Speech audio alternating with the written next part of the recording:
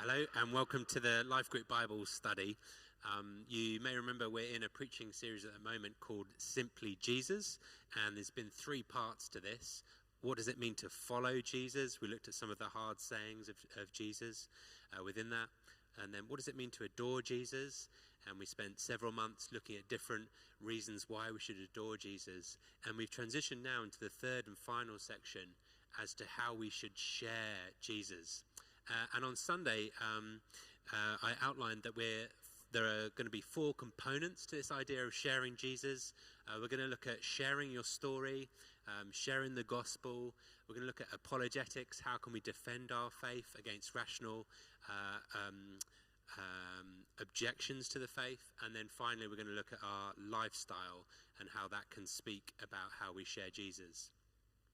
And on Sunday, we looked at the passage in Mark chapter 5, verse 1 to 20, and we looked at how Jesus interacted with this man who was very oppressed and harming himself, and we looked at how Jesus set him free.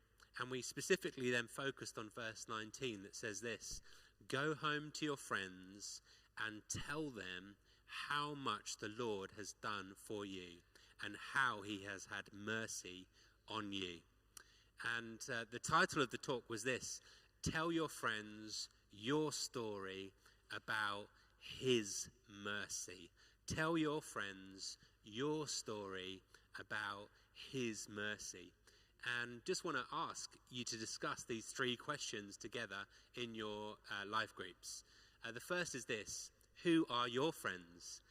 So for the man oppressed, it was his village and the area surrounding.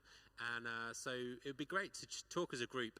Who do you know that doesn't know Jesus yet? Who could you tell your story to? And then the second question is, what is your story? And making sure within your story to highlight the mercy of Jesus and what difference Jesus has made to your life. And this is where you can have lots of fun. So if you've got some matches in the house, be very careful, but you can strike a match and try and share your story before the match burns your finger.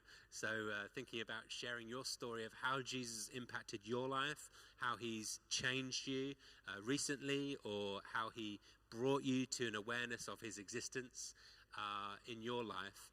So you can try and do it with a match, or you could go for a longer one. If you've got Boggle or some game like that with a timer in it, you could time each other and try and time how long it takes to share your story. And then you can feed back after you might want to take a couple of minutes to prep and think about, okay, how can I keep this nice and brief and share what Jesus has done in my life? And then give each other feedback, have a safe place to practice your stories, and you can maybe just say, well, you went on a bit long there, or you didn't really highlight what Jesus had done for you specifically within that bit. Why don't you try doing that? And encourage each other and sharpen each other in telling your story, both in that 30-second, the kind of matchstick time, or the 3 minutes time. And then the third and final thing is just to pray on the back of those 2 activities you've done, talking about who are your friends and what is your story. Pray for opportunities to share your story with your friends. And you can put in some bold requests and pray, God, in the next week, I just pray for an opportunity to be able to tell my story to my friends, just like Jesus instructed that man who he set free to do himself.